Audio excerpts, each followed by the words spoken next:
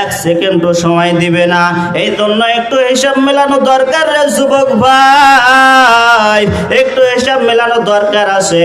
এই দুনিয়ার উপরে তাইকা মদের বোতল লইয়া তুমি কত মাতলামি করেছ।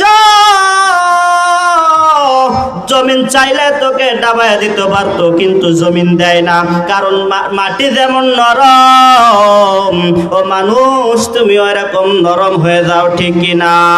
মিনহা খলাকনাকুম ওয়া ফিহা নুঈদুকুম ওয়া মিনহা নুখরিজুকুম তারাতান উখরা।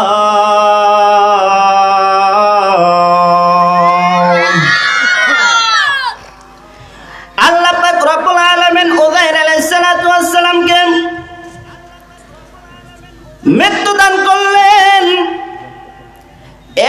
100 বছর পর আল্লাহ তাআলা বললেন, যাও যাও আজরাইল, তাড়াতাড়ি করে জলদি করে যাও, উজাইরকে আবার তার ভিতরে রূহটা দিয়ে দাও। সুবহানাল্লাহ। তাফসীর কিতাবের ভিতরে এসেছে আল্লাহ পাক রব্বুল আলামিন সঙ্গে সঙ্গে চোখের ভিতরে রূহটা দান করলেন। সুবহানাল্লাহ। চোখের ভিতরে যখন রূহটা দিলেন, দেওয়ার পর উজাইর আলাইহিস সালাতু ওয়াস সালামের চক্ষু দুইটা খুলে গেল। তিনি চক্ষু দিয়ে সবকিছু দেখতেছেন। মারহাবা।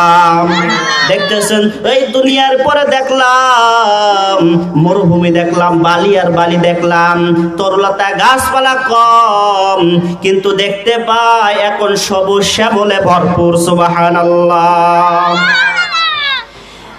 উজাইর আলাইহিস সালাতু ওয়াস সালামের চক্ষু যখন রূহটা ফুঁকে দিলেন আল্লাহ, দেওয়ার পর ওখান থেকে আবার ব্রেনে নিয়ে গেলেন রূহ। সুবহানাল্লাহ। এবার ব্রেনে কাজ করে, কোথায় কাজ করে? ব্রেনে এবার কাজ করে, আহারে আমি তো এখানে ঘুমিয়েছিলাম। কি ছিলাম? ঘুমাইছিলাম এখানে।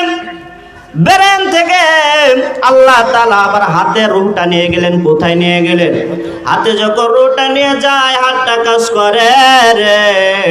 যখন বুকের ভিতরে রূহটা নিয়ে গেলেন, বুকটা এরকম দম নেয়, দায় আসে শুরু করে দেয়। যখন পায়ের ভিতরে রূহটা নিয়ে যাওয়া হয়, পার হাঁটুটা এখন ভাঙে কাজ করে। সুবহানাল্লাহ। আল্লাহ